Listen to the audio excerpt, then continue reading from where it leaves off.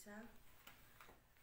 Ang live devotion po na ito ay nagmumula po dito sa DFC Shulin, Taiwan, at salamat po sa Panginoon sa pribilehiyong ito. At ngayon po, bago tayo mag-aral ng salita ng Diyos, tayo po muna ay umawit sa Panginoon, pagising sa umaga.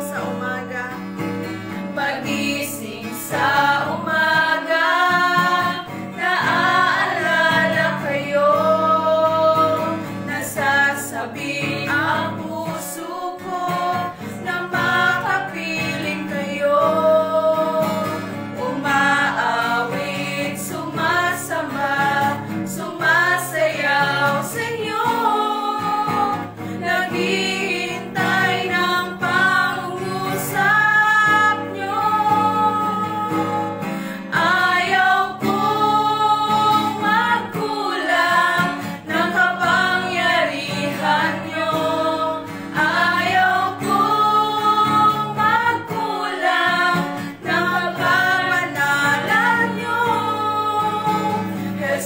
Dakila kayo, tanging sandigan ko, lakas ko ay nanggagaling sa inyo. Ayaw ko magkulang,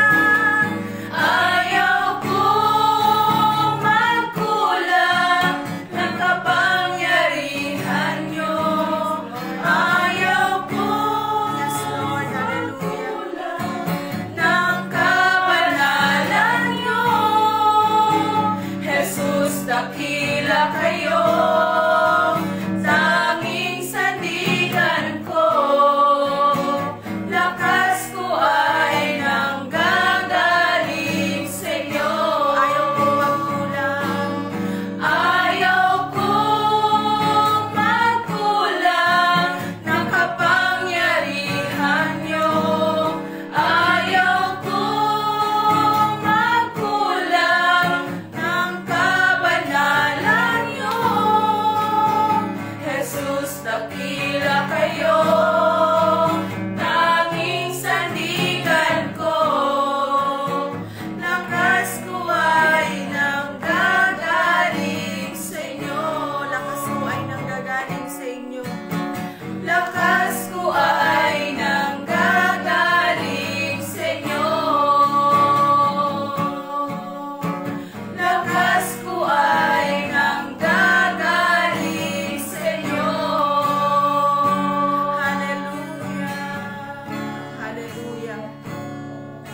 Hallelujah. Tunay nga, O Diyos, lakas namin ang gagaling sa inyo.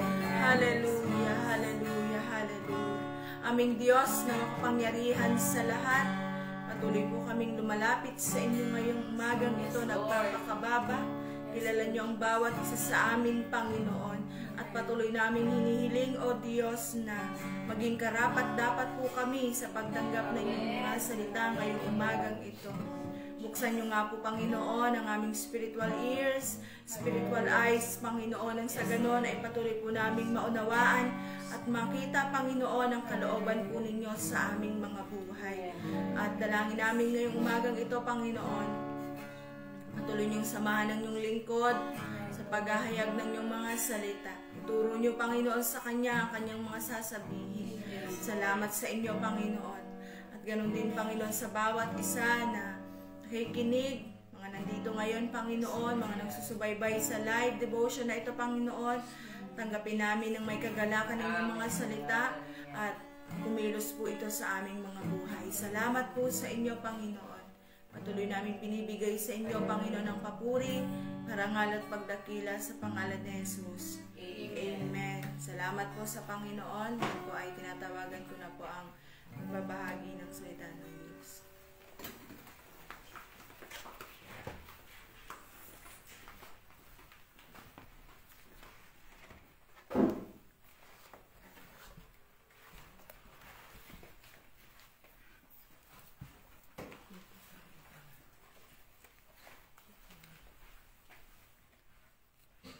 Amen. Salamat po sa Panginoon. Isang mapagpalang umaga po sa bawat isa at ang pagpapalang sumasagana sa bawat isa po. At salamat po sa Panginoon. Ano ko muna yung sarili ko. Ako po si Sister Evangeline, taga Cebu po, Laking Bisaya, Tubong Bisaya. Pero salamat sa Panginoon at ginamit ng Diyos, isang pribileyo na magamit sa gawain ng Diyos. At salamat po sa Panginoon. Tayo muna'y magpasalamat muli sa Panginoon. Madami tayong ipasalamat sa Panginoon. Amen po ba? At tayo muna ay pumikit, tayo magpasalamat sa ating Diyos na buhay. Hallelujah. Hallelujah. Purihin kayo, O Diyos. Tunay kayong dakila po, Ama. Hallelujah. Napakabuti niyong Diyos. Hallelujah. Minsan pa, O Diyos, dito kami nagpakumbaba sa inyong sa harap na trono, O Diyos. Siya sa atin niyo nga po kami, Lord God. Hallelujah. Bigyan niyo kami ng bagong puso na nagmumula sa inyo. Hallelujah. At buksan niyo ang aming kaisipan at puso, Lord God, na matanggap ang iyong mga salita. Salamat, Lord God, na palagi niyo kaming tinuturuan sa pamagitan ng inyong mga salita. Salamat, Lord God, at tulungan niyo kami na iyong banal na espiritu, ang kapangyarihan, ang kikilos ngayong umagang ito. Salamat, Lord God, hindi lang sa amin, kundi lahat na manunood at manunood pa sa live na ito, O Diyos, in the mighty name of Jesus. Salamat, Lord God, ito po ang samot dalangin namin na may pasasalamat sa inyo at pagpupuri sa tanging pangalan ng Ama, ng Anak, at ng banal na Espiritu Santo. Amen. Amen. Salamat po sa Panginoon at ang pag-aaralan po natin ay sa aklat ng Juan. Sa John chapter 1, hayaan po natin na ipaalala sa atin ng Diyos, lalo na ngayon, unang araw sa Disyembre. Amen po. Salamat po sa Panginoon, 'di ba? Sa araw ng Disyembre, inaalala natin yung kapanganakan ng Panginoon Jesus. Amen po ba? At dyan sa Pilipinas po, amoy Pasko na talaga, ang daming pero dito sa Taiwan, salamat sa Panginoon, ramdam din naman namin, lalo na yung lamig. Salamat po sa Panginoon. Basahin muna natin ang salita ng Diyos na ihayag ngayong umagang ito. Sabi dito sa Juan chapter 1, dito tayo sa 12 to 13. Nakita na po ng bawat isa. Sabi dito sa Juan chapter 1 verse 12 to 13, ang gamit ko po ang salita ng Diyos na Biblia. Sabi dito, ngunit ang lahat ng tumanggap at sumampalataya sa Kanya ay binigyan niya ng karapatang maging anak ng Diyos. Sa 13, naging anak sila ng Diyos hindi sa pamamagitan ng pisikal na pagkasilang o dahil sa kagustuhan ng tao, kundi dahil sa kalooban ng Diyos. Amen. Salamat po sa Panginoon.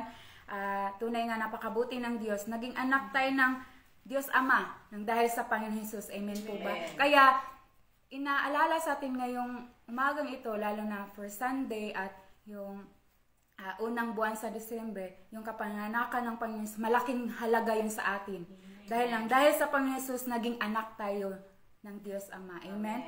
Paano tayo matiyak? Diba tayo, may ina tayo dito sa lupa, niloob ng Diyos.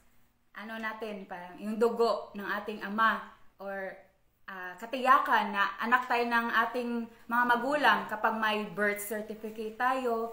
Ano ba yun yung mga katiyakan? Pero tayo bilang anak ng Diyos na sinabi dito na ngunit ang lahat ng tumanggap. Ito lang pala ang susi sa pag tanggap natin na maging anak tayo. Ngunit ang lahat ng tumanggap, 'di ba? Wala namang kapag sa lahat. Lahat 'yan kasali. Lahat ng tumanggap at sumampalataya. 'Yun lang pong gagawin natin. Diba? Sabi dito, receive and believe lang ang yung nagpasya ang Panginoon, 'di ba? Sabi nga dito sa 13, naging anak sila ng Diyos hindi sa pamagitan ng physical na pagkasilang o dahil sa kagustuhan ng tao, kundi dahil sa kalooban ng Diyos. Amen. Andun yung pagpapasya ng Diyos Ama na maging anak tayo niya at meron din tayong pagpapasya. At salamat sa Diyos, sabi nga, 'di ba, nung example ko at na physical natin na pagkasilang dito sa mundo, may mga susi tayo, makatiyakan na anak tayo ng mga magulang natin, yung mga birth natin, mga blood type natin. Pero spiritual natin na pamuhay ay yung banal na espiritu. Amen? Yung tinanggap natin. Kapag tanggapin natin ang Panginoon Jesus, nanahan na natin ang banal na espiritu. Amen? Makibukasan po tayo sa unang Pedro muna. Chapter 2.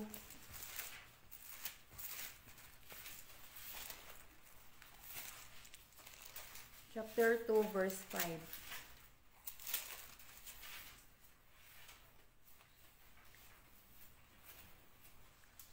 Kita na po. Sa unang Pedro, chapter 2, verse 5, sabi dito, kayo na tulad din ng batong buhay ay itinatayo ng Diyos bilang isang gusaling espiritual at bilang mga banal na paring pinili ng Diyos, nag-aalay kayo sa Kanya ng mga espiritual na handog na kalugod-lugod sa Kanya dahil ginawa niyo ito sa pamamagitan ni Hesus Kristo. Amen?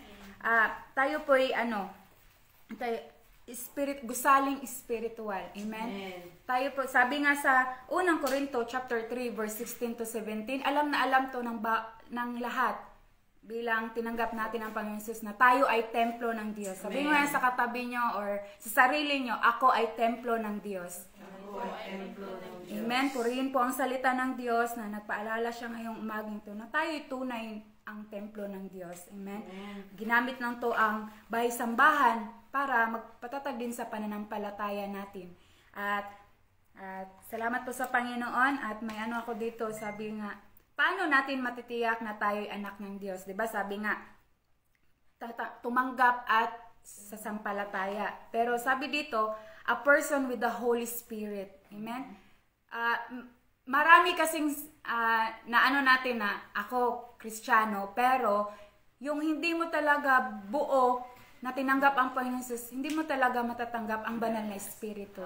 Dahil kung matanggap mo ang banal na espiritu, alam natin, banal, holy. Kaya salamat sa Panginoon, tinuturuan tayo sa pamamagitan ng banal na espiritu, mamuhay tayo ng banal. Amen? Dahil ang Diyos natin ay banal. Kaya salamat sa Panginoon, hindi pa siya bumalik dahil inano pa talaga tayo na maging katulad niya sa pamamagitan ng banal na Espiritu Santo. Amen? Sabi nga dito, a person with the Holy Spirit. Makibukasan po sa aklat ng Roma, chapter 8.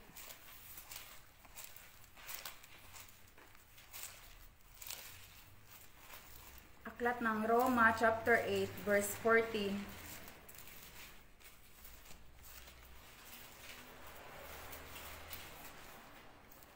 8:14 to 17. Pero kung gusto niyo basahin nito, na may oras po kayo, sabi nga dito, life through the Spirit. Pamumuhay na ayon sa banal na Espiritu. Dito lang po tayo sa 14. Sa Roma chapter 8 verse 14 to 17, sabi dito, ang mga taong pinapatnubayan ng Espiritu ng Diyos ay mga anak ng Diyos. Amen? At ang Espiritu na tinanggap ninyo ay hindi kayo inaalipin upang muling matakot. Sa halip, ginawa kayong mga anak ng Diyos ngayon sa pamagitan ng banal na Espiritu. Matatawag na ninyong Ama ang Diyos. Sa 16, ang banal na Espiritu at ang ating Espiritu ay parehong nagpapatunay na tayo'y mga anak ng Diyos.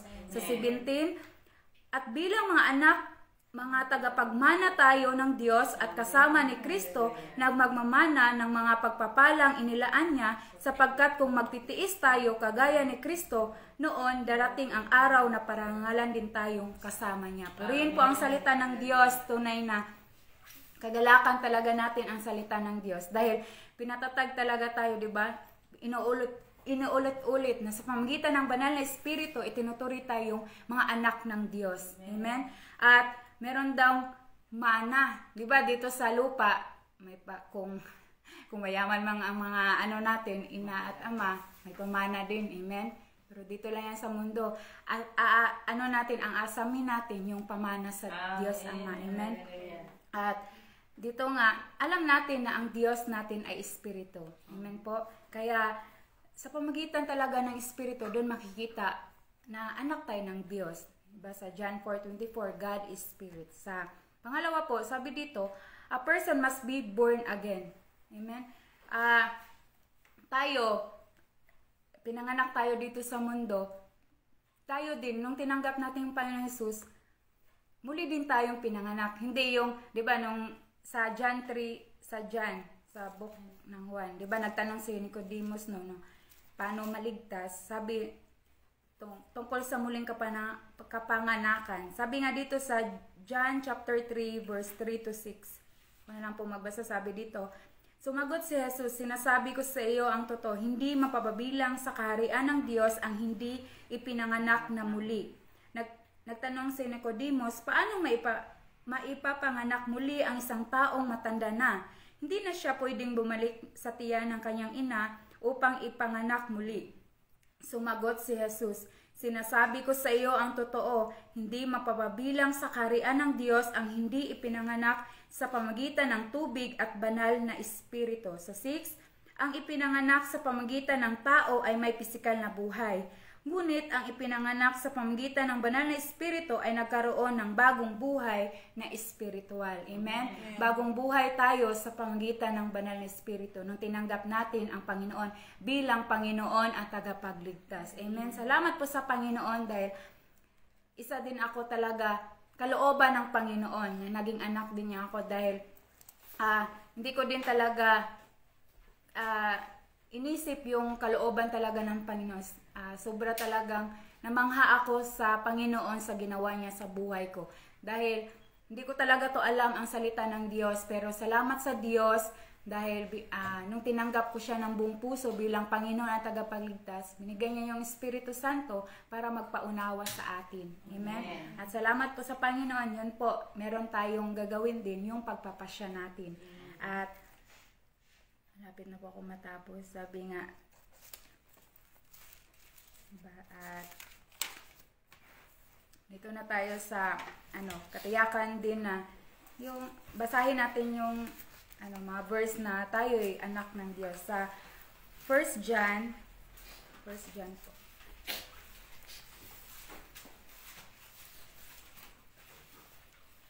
Sa 1 John chapter 3 verse 1 to 3. Ang title nga dito ang salita ng Diyos sa 1 John chapter 3 verse 1 to 3, mga anak ng Diyos. Sabi dito, pag-isipan ninyo kung gaano kadakila ang pag-ibig ng Ama sa atin. Tinawag niya tayong mga anak niya at tunay nga tayo'y mga anak niya, kaya hindi tayo nakilala ng mga tao sa mundo dahil hindi nila kilala ang Diyos. Sa 2, mga minamahal, mga anak na tayo ng Diyos. Amen? Sabi dito, at ngunit hindi pa naihayag kung magiging tayo sa hinaharap. Alam natin na sa pagbabalik ni Kristo, tayo ay magiging katulad niya dahil makikita natin kung sino talaga siya. Sa 3, kaya ang sino mang may ganitong pag-asa kay Kristo ay dapat maging matuwid sa kanyang buhay tulad ng buhay ni Kristo na matuwid. Amen. Purihin po ang salita ng Diyos, tinuturuan talaga tayo sa salita ng Diyos kung paano mamuhay ng matuwid. Pero sa sarili nating lakas or sarili nating kakayanan, hindi natin kaya. Pero salamat sa Panginoon, purihin po ang Panginoon, tunay na dakila dahil binigay niya yung Santong Espiritu para makapamuhay tayo ng matuwid. Amen? Palagi kong marinig nga si Pastor Paul, kahit hindi ko po yun siya na-meet personal, nasabi ko nga, buhay ang Diyos natin. Dahil nung narinig ko palagi si Pastor Paul nung sabi na, hindi na daw tayo yung tao lang. Dahil kapag tao lang na tao, yun talaga, palagi tayong magkasala. Pero binigay na ng Diyos yung Espiritu Santo para mag-convict natin na ito'y mabuti ba o masama. Kaya wala daw tayong maidahilan na tao lang ako, mahina. Andun yung panghihina, physical. Oo, pero salamat sa Diyos na palagi siyang nagpaalala sa atin, ang Espiritu ng Diyos ay makapangyarihan. Amen? Dahil ang Diyos natin ay makapangyarihan. Ang nanahan natin ay hindi lang Espiritu ng Diyos. Basahin po natin sa Juan chapter 14. Sa Juan, balik po tayo sa Juan.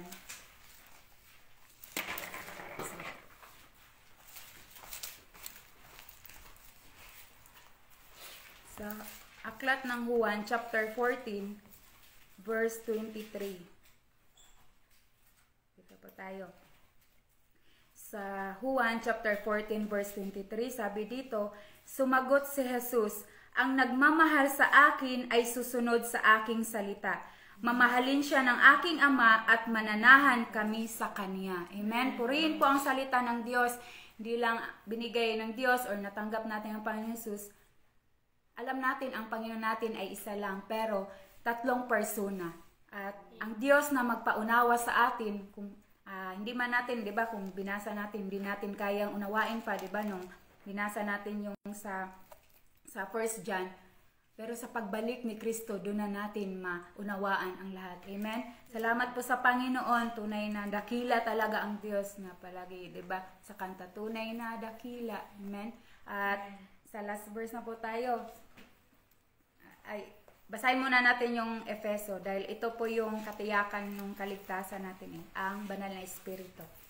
Sabi nga dito sa Efeso chapter 4, salamat po sa Panginoon na palaging nagpaalala sa pamamagitan ng kanyang mga salita.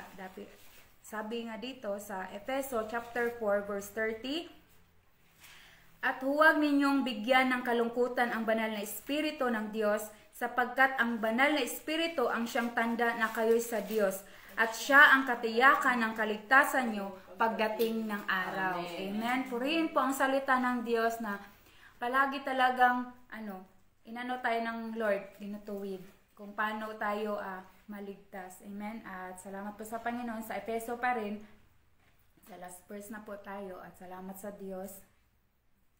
Sa Efeso chapter 3 verse 14 to 21. Sahin ko to, ang pag-ibig ni Kristo.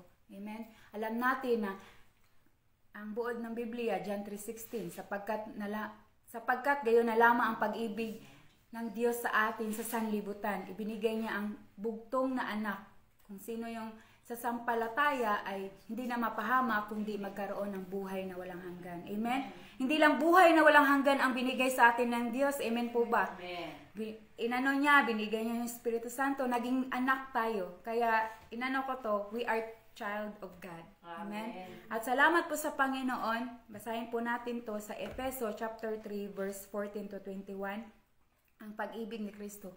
Tuwing naalala ko ang plano ng Diyos, lumuluhod ako sa pagsamba sa Kanya. Sa 15, siya ang Ama ng mga nasa langit at nasa lupa na itinuturing niya na kanyang buong pamilya. Sa 16, ipinapanalangin ko na sa kadakilaan ng kapangyarihan niya ay palakasin niya ang espiritual niyong pamumuhay sa pamagitan ng kanyang espiritu. 17, para manahan si Kristo sa mga puso niyo dahil sa inyong pananampalataya ipinapanalangin ko rin na maging matibay kayo at matatag sa pag-ibig ng Diyos. Sa 18:19, para maunawaan nyo at ng iba pang mga pinabanal kung gaano kalawak at kahaba at kataas at kalalim ang pag-ibig ni Kristo sa atin, maranasan nyo sana ito kahit hindi ito lubusang maunawaan para maging ganap sa inyo ang katangian ng Diyos. Sa 20, purihin natin ang Diyos na makagawa ng higit pa sa hinihingi o inaasahan natin sa pamagitan ng kapangyarihan niyang kumikilos sa atin. Sa 21, purihin natin siya magpakailanman dahil sa mga ginawa niya para sa iglesia na nakay Kristo Jesus. Amen. Purihin po ang salita ng Diyos. Tunay nga, napakabuti ng Diyos. Ang plano ng Diyos, mapaluhod talaga. Si Apostol Pablo ang nagsabi nito.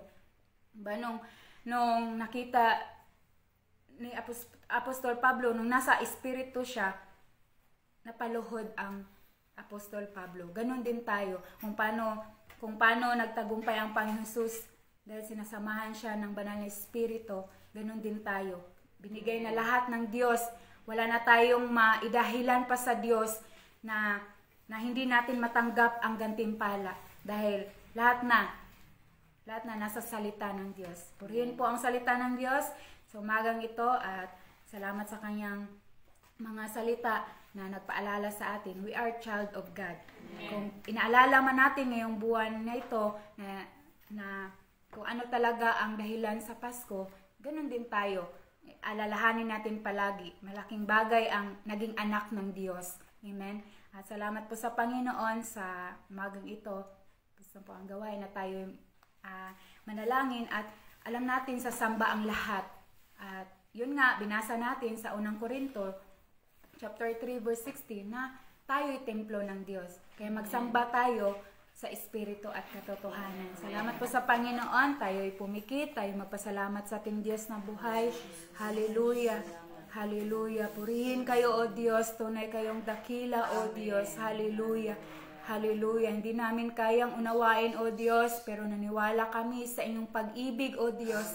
Hallelujah. Salamat sa inyong Espiritu Santo na tanda na kami ay ligtas, O Diyos. Salamat, Lord God. Salamat, Panginoon Jesus, na tinapos niyo lahat. Hallelujah. Para natanggap namin ang gantimpala mula sa inyo na naging anak, O Diyos. Hallelujah. Salamat po, Ama. Tunay kayong dakila, O Diyos, na pinili niyo kami. Hallelujah. Sa makasalanan namin, O Diyos, pero naging matuwid kami sa pamagitan ng Panginoong Jesus. Salamat, Lord God. Salamat sa inyong mga salita. At dalangin ko, Lord, sa bawat makikinig pa, Lord, at nakikinig, matimo to sa aming kaisipan at puso, O Diyos, na palagi kaming mamuhay na may karunungan, na may matuwid na pamuhay sa pamagitan ng iyong banal na Espiritu Santo. Salamat, Lord God, at dalangin ko, Lord, sa lahat ng sasamba, Lord. Tulungan niyo kami, O Diyos. Sasamba kami ng buong puso sa inyo. Sasamba kami na may kagalakan. Hallelujah. Kagalakan, O Diyos, na maging anak niyo, na may lalang sa lahat. May lalang sa langit at sa lupa. Hallelujah. Salamat, O Diyos. Hallelujah. Nag-release po ako ng pagpapala sa bawat isa, Lord God. Hallelujah. Sa makikinig, O Diyos. Hallelujah. Salamat, Lord God. You are worthy to be praised, O Diyos. Hallelujah. Hallelujah. Sa inyo ang papuri, pasasalamat at pagdakila sa tanging pangalan ng Ama, ng Anak at ng Banal na Espiritu Santo. Lahat may magsabi ng Amen. Salamat po sa Panginoon at God bless po sa bawat isa.